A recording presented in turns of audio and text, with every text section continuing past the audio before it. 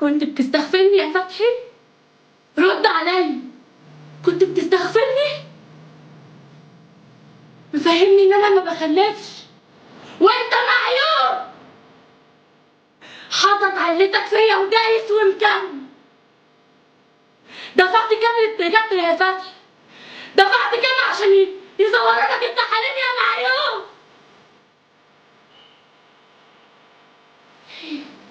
رد. ساكت ليه؟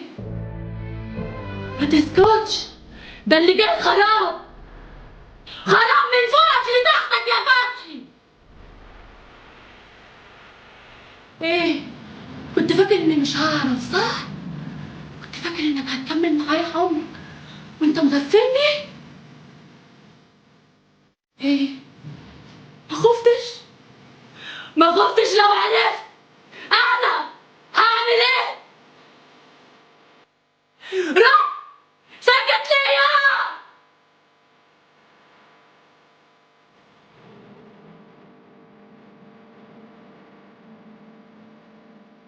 انت عينيك واسعة بجحة، مهما قلت فيكي مش هديك حقك من العفانة والقرف، وانا باصص لك حاسس اني عايز اجيب اللي في بطني. لو زعلان قوي اني كدبت عليكي وقلت لك انك ما بتخلفيش. هو اللي زيك تخلف ليه؟ ها؟ اللي زيك تخلف ليه؟ علشان عيالها يتقال لهم يا ولاد ايه؟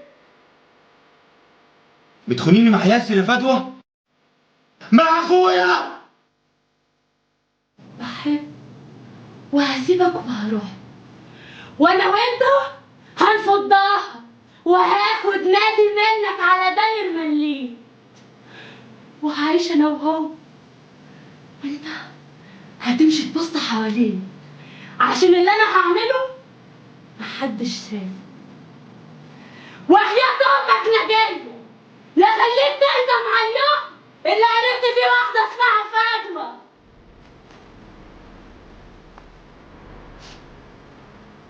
بصي، انا فيا عبر الدنيا اوسخ صفات.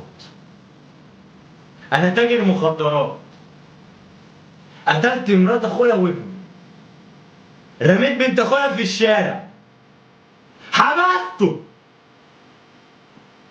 ده انا مره في العيد وانا عيل سرقت صندوق الزكاه من الجامع، لكن اني اركب قرون ما عملتهاش ولا هعملها يا فندم. عندنا في الشرابيه واحد عيال، في راجل قتل مراته عشان خانته.